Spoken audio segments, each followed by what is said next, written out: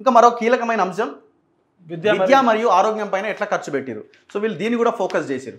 విద్యారంగం ఇది చాలా కీలకమైన రంగం, దీన్ని మనం ఇంకా బలోపేతం చేయాల్సిన అవసరం ఉంది. నేషనల్ వైడ్ యావరేజ్ చూడండి, పిఆర్ఎస్ ప్రచురించిన అక్టోబర్ 2023లో ప్రచురించిన స్టేట్ ఫైనాన్సెస్ నివేదిక ప్రకారంగా 2023-24లో రాష్ట్రాలు తమ బడ్జెట్లో సగటున 14.7% విద్యపై ఖర్చు చేస్తాయని అంచనా వేస్తే తెలంగాణ మాత్రం 7.6% ఖర్చు చేస్తుందని అంచనా వేయబడ్డది. ఇది చాలా చాలా చాలా చాలా అత్యల్పంగా ఉంది. దేశ సగటులో జాతీయ సగటులో దాదాపు సగం కూడా లేదు. అయితే వాస్తవానికి 7.6% కూడా ఖర్చు పెట్టలేదు. ఇది అంచనా. ఐ థింక్ నేను కూడా 6.2% ఖర్చు మొత్తం దేశంలోనే తక్కువ. మీరు చూడండి, వెరీ క్లియర్ ఫిగర్ మనకు కనిపిస్తుంది. ఎడ్యుకేషన్ లో వీళ్ళు పెట్టిన ఖర్చు ఎంత అనేది జూమ్ చేస్తున్నావు కదా. తెలంగాణ స్టేట్ వీళ్ళు అంచనా ఇండియా మొత్తంలో లాస్ట్ 7 ఉన్నది చూడండి. ఇది కూడా ఖర్చు పెట్టలే. 6.2% అంటే ఈయన సాధించిన అభివృద్ధి బంగారు తెలంగాణలో విద్యారంగం. సో ఫస్ట్ మనం ఢిల్లీ చూస్తున్నాం, 24.3% ఢిల్లీ ఖర్చు పెట్టింది.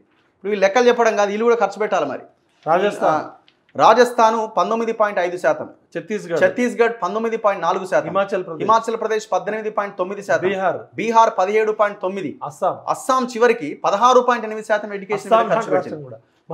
మహారాష్ట్ర 16.6%, ఉత్తరాఖండ్ 16.6%, వెస్ట్ బెంగాల్ 16.5%, సిక్కిం 16.4%, తెలంగాణ 7.6%. అంటే చూడండి, మధ్యప్రదేశ్ 16.1%, నాగాలాండ్ 16.1%, గుజరాత్ అనేది గోవా 14.9%, చివరి గోవా కూడా. అండ్ ఇది మేఘాలయ 14.8%, జమ్మూ కాశ్మీర్ 14.7%, మిజోరం 14.7%, జార్ఖండ్ 14.5%, గుజరాత్ 14.3%, తమిళనాడు 14.1%, హర్యానా 14%, కేరళ 14%, ఒడిశా 13.2%, పంజాబ్ 13.1%, ఉత్తరప్రదేశ్ 13.1%, ఆంధ్రప్రదేశ్ 12.6%, త్రిపుర 12.3%, మణిపూర్ 11.5%, పాండిచ్చేరి 11.5%, కర్ణాటక 11%, అరుణాచల్ ప్రదేశ్ 9.9%. మనం చివరిలో ఉన్న అరుణాచల్ ప్రదేశ్ తో కూడా పోటీలో లేము. దీనిలో కూడా 7.6% ఖర్చు పెట్టకుండా 6.2%. ఇది బట్టి ఎడ్యుకేషన్ మీద పెడుతున్న విద్యారంగం అనేది చాలా కీలకము. అలాంటి విద్యారంగంలోనే ఇంత నెగ్లిజెన్స్ చేసినాక కేటీఆర్ గారు, కేసీఆర్ గారు మీ తలకాయ ఎక్కడ పెట్టుకుంటారు? మరి బంగారు తెలంగాణ అన్నారు కదా. విద్యారంగం అనేది అన్నిటికన్నా కీలకం. ఆఫ్రికా లాంటి దేశాలు, వెనుకబడ్డ దేశాలు కూడా స్కూల్స్, యూనివర్సిటీలు స్టార్ట్ అవుతున్నాయి. అలాంటి దేశాల్లో, అలాంటి రాష్ట్రాల్లో, వెనుకబడ్డ రాష్ట్రాలు, even Arunachal, north east states ఎంత వెనుకబడి ఉంటాయి వాటి కేంద్రం. వీళ్ళు మేనిఫెస్టోలో పెట్టినట్టున్నారు 15% పైన ఖర్చు పెడతామని. చూడాలి మరి రేపటి బడ్జెట్ లో వీళ్ళు ఏ పాటిగా ఖర్చు పెడతారన్నది చూద్దాం మనం. నెక్స్ట్ ఆరోగ్య రంగం విషయానికి వద్దాం. ఆరోగ్య రంగంలో వీళ్ళు ఇచ్చిన ఈ వైట్ పేపర్ లో కనిపిస్తున్న అంశాలు చూడండి. ఇక్కడ చూడండి వాళ్ళు ఎంత ఖర్చు పెట్టారు అనేది. పిఆర్ఎస్ అక్టోబర్ 2023 ప్రచురించిన స్టేట్ ఫైనాన్సెస్ నివేదిక ప్రకారం 2023-24లో తెలంగాణ మొత్తం బడ్జెట్ ఖర్చులో కేవలం 5% మాత్రమే ఆరోగ్యం మరియు కుటుంబ సంక్షేమం పైన ఖర్చు చేస్తుందని అంచనా వేయబడ్డది. ఇది దేశంలోనే 4వ అత్యల్ప మరియు జాతీయ స్థాయి సగటు యాక్చువల్గా 6.2%, దానికంటే 1.2% తక్కువగా ఉన్నది. 5%. మనం ఏడున్నామంటే ఎంత అంటే మనం ఖర్చు పెట్టింది 5%. చూడండి మొత్తం ఇండియా మొత్తంలో. మళ్ళీ ఇక్కడ కూడా టాప్లో ఢిల్లీ ఉంది 14.3%, కేజ్రీవాల్ గవర్నమెంట్ అక్కడ 14.3% ఖర్చు పెడుతున్నది.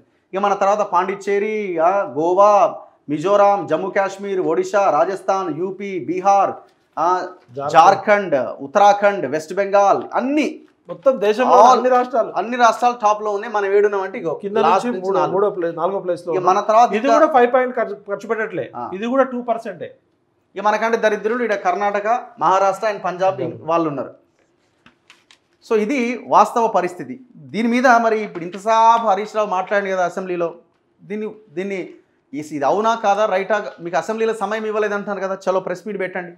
మీరు తెలంగాణ భవన్లో పెడతారా, సోమాజిగూడ ప్రెస్ క్లబ్లో పెడతారా? దీని మీద మీరు చర్చకు పిలవండి. మీరు సృష్టించిన సంపద ఏంది, ఆ సంపద వల్ల వచ్చిన ఉపాధి ఏంది, దానివల్ల వచ్చిన ఆదాయం ఏంది, దానివల్ల తెలంగాణ ఆస్తులు ఎంత పెరిగినాయి? సో ఇది ఓవరాల్గా తెలంగాణలో ఉన్న రాష్ట్ర ఆర్థిక పరిస్థితి పైన కాంగ్రెస్ ప్రభుత్వం విడుదల చేసిన శ్వేతపత్రం. సో ఇది రిలీజ్ చేయగానే ఇక మేము దాని నుంచి తప్పించుకుంటామంటే కూడా కుదరదు. మీరు ఇచ్చిన హామీలు నెరవేర్చాలి. కొంతవరకు మీకు ఈ పరిస్థితి, ఇప్పుడున్న ఫైనాన్షియల్ స్టేటస్ అన్నది మీకు కొంత ఒక 2 నెలలు, 3 నెలలు వెసులుబాటును కల్పించి ఉంచవచ్చు. కానీ దీర్ఘకాలికంగా మీరు ఇచ్చిన హామీల నుంచి తప్పించుకోవడానికైతే అవకాశం లేదు. మీరేం చెప్తారు ఇప్పుడున్న గవర్నమెంట్కి? ప్రధానంగా తెలంగాణ రాష్ట్రం అనేది ధనిక రాష్ట్రంగా ఏర్పడింది. 4 కోట్ల ప్రజల ఆకాంక్షలకు అనుగుణంగా ఎంతో మంది త్యాగాలతో వచ్చిన రాష్ట్రం. నీళ్లు నిధులు నియామకాల పేరుతో నీళ్ల పేరుతో కన్నీళ్ళు వచ్చే విధంగా ఉంది బడ్జెట్ చూస్తే. నిధుల పేరుతో అప్పుల కుప్పైంది, నియామకాల పేరుతో నిరుద్యోగుల ఆత్మహత్యలైంది. ఇప్పుడు ఏర్పడ్డ ప్రభుత్వము బాధ్యతతోటి ఇది మన నిన్ననే ఆర్బీఐ మాజీ గవర్నర్ అయిన రఘురామ రాజన్ని పిలిపించి ఫైనాన్షియల్ ఎక్స్పర్ట్స్ ని పిలిపించి అడ్వైజ్ తీసుకోవడం అనేది చాలా మంచి పరిణామం. ఎందుకంటే ఫైనాన్స్ ఎకనామిక్స్ అనేది ఒక ప్రత్యేకమైన సబ్జెక్టు.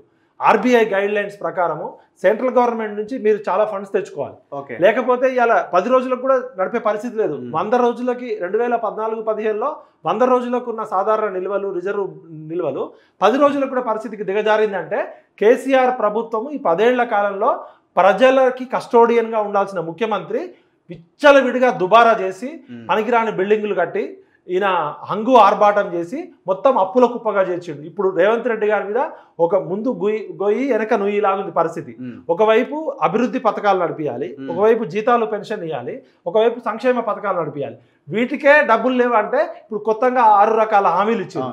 ఈ 6 రకాల హామీలు నిలుపుకోవడము, నడుస్తున్న సంక్షేమ కార్యక్రమాలు నడిపేయడము, ఇవన్నీ కూడా నిజంగా కూడా ఒక ముళ్ళకుర్చీది.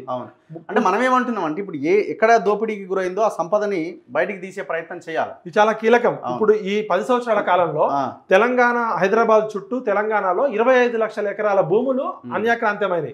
సర్ఫెకాస్ భూములు కానీ, కాందిశూకుల భూములు కానీ, ఎవాక్యూషన్ ల్యాండ్స్ కానీ, అన్ఐడెంటిఫైడ్ ల్యాండ్స్ కానీ, ఇట్లా 11 రకాల భూములున్న ప్రత్యేక రాష్ట్రం తెలంగాణ. హైదరాబాద్ చుట్టూ దాదాపు 3 లక్షల ఎకరాల భూములు. మరి ఈ భూములన్నీ కొంతమంది ప్రైవేటు వ్యక్తుల చేతిలోకి వెళ్ళినాయి. 2014లో ఉన్న భూములు ఏంటి, 2023లో ఉన్న ల్యాండ్ బ్యాంక్ ఎంత, ఈ భూములు మింగిన భూ బకాసురులు వీళ్ళందరినీ కూడా స్పెషల్ గా ఇన్వెస్టిగేషన్ చేసి భూమి అయితే ఎత్తుకపోలేరు కదా. ఆ భూమి 2014లో గవర్నమెంట్ పేరు మీద ఉన్నది, కాంతిశుక్కుల పేరు మీద. సింపుల్ ఎగ్జాంపుల్ అండి, ఇప్పుడు 11 ఎకరాలు బీఆర్ఎస్ పార్టీకి భూమి కేటాయించారు. 11 ఎకరాలు దాదాపు 1100 కోట్ల రూపాయల విలువ చేసే భూమి. ఎందుకు వెనక్కి తీసుకోకూడదు? తీసుకోవాలి ఖచ్చితంగా. అది ఇప్పుడు ఆల్రెడీ టీఆర్ఎస్ అట్లాంటివన్నీ ప్రతి నియోజకవర్గం వీళ్ళ పార్టీ ఆఫీసులు, ఎమ్మెల్యే క్యాంప్ ఆఫీసులు, వీళ్ళు చేసిన దుబారా, వీళ్ళు తెచ్చిన లోన్లు, వీళ్ళు మల్టీనేషనల్ కంపెనీల పేరు మీద ఎన్ని వందల వేల ఎకరాలు ఎంత అగ్గుకి ఇచ్చారు మొత్తం బయటికి తీస్తే ఈ 25 లక్షల ఎకరాల భూములు ఇలా హైదరాబాద్ లో ఎటు చుట్టిన 10 కోట్ల రూపాయలు తక్కువ లేదు. 111 జీవో పేరు మీద ఎత్తేసినాక వీళ్ళ ఆస్తుల వివరాలు 2014లో వీళ్ళ కుటుంబ ఆస్తులు, వీళ్ళ ఎమ్మెల్యేల ఆస్తులు, టీఆర్ఎస్ నాయకుల ఆస్తులు, 2023లో వీళ్ళ ఆస్తులు, వీళ్ళ బినామీలు మొత్తం తీస్తే తప్ప ఇప్పుడు ఆర్థికంగా ఆర్బీఐ కొత్తగా అప్పులు ఇచ్చే పరిస్థితి లేదు. దేశంలో ఉన్న అన్ని ఫైనాన్షియల్ ఇన్స్టిట్యూట్స్ తెలంగాణకి అప్పులు ఇచ్చే పరిస్థితి లేదు. కొత్త అప్పులు పుట్టవు. పాత అప్పులకి వడ్డీలు చెల్లించాలి, ఈఎంఐలు చెల్లించాలి. దాదాపు ఒక కాళేశ్వరంకే 30,000 కోట్లు చెల్లించాలా, మీరు అన్నది 70,000 కోట్లు ఈ రాబోయే 13 ఏళ్ళు. కాబట్టి ఆర్థిక రంగ నిపుణులతోటి ఒక ఎక్స్పర్ట్ కమిటీ వేసి ఎప్పటికప్పుడు ప్రజలకు వాస్తవం చెప్పాలి. ఇప్పటికైనా రేవంత్ రెడ్డి గారు ఈ రోజు అసెంబ్లీలో శ్వేతపత్రం విడుదల చేయడం వల్ల ప్రజలకు కూడా తెలుస్తుంది వాస్తవాలు. ఎప్పుడైనా కూడా బడ్జెట్ అంటే ఆదాయము, వ్యయము, ఖర్చు, వడ్డీలు, చెల్లింపులు, మిగులు బడ్జెటా, ద్రవ్య లోటు ఎంత ఉంది, రుణం ఎంత ఉంది అనేది తెలిస్తే ప్రజలు కూడా బాధ్యత ఉంటారు. కాబట్టి రేవంత్ రెడ్డి గారు చేసిన ఈ పనిని అందరూ హర్షిస్తూనే మరింత బాధ్యతగా, ఎటువంటి దుబారా లేకుండా, ఎటువంటి అనవసరమైన కొత్త ఖర్చులు లేకుండా ప్రభుత్వం నడపాలని రేవంత్ రెడ్డి గారు తీసుకున్న నిర్ణయం వాస్తవ రూపంలో ఉండాలని కోరుకుంటున్నాము. ఈ 25 లక్షల ఎకరాలు ఈ కాళేశ్వరం కింద చేసిన అప్పులు, వీళ్ళు చేసిన అన్ని రకాల ప్రాజెక్టులు కూడా సిబిఐ తోటి సోషల్ ఆడిటింగ్ చేయాలి. ఎకనామికల్ ఆడిటింగ్ చేస్తే మొత్తం వీళ్ళ దొంగల భర్తం బయటపడుతుంది. Anyway, thank you very much. చాలా సుదీర్ఘంగా, చాలా ఎక్కువసేపు మనం ఈ విశ్లేషణ మీరు అందించినందుకు ధన్యవాదాలు. సో తెలంగాణ ప్రజలారా ఆలోచించండి, ఇది రాష్ట్ర ఆర్థిక పరిస్థితి. ఈ క్వశ్చన్ కంటిన్యూ అవ్వాల్సిన అవసరం ఉంది. రేపు ప్రభుత్వం దీన్ని ముందు పెట్టి తప్పించుకునే అవకాశం కూడా ఉండకూడదు. వాళ్ళ ఖర్చులు తగ్గించుకోవాలి, ఈ తిన్నదంతా వాళ్ళు బయటకు తీసే ప్రయత్నం చేయాలి. సో ఆ దిశగా వాళ్ళు ప్రయత్నం చేస్తారని మనం ఆశిద్దాం. వాళ్ళకు కూడా కొంత సమయం ఇచ్చే ప్రయత్నం చేద్దాం. చూస్తూనే ఉండండి మన తొలి వెలుగు.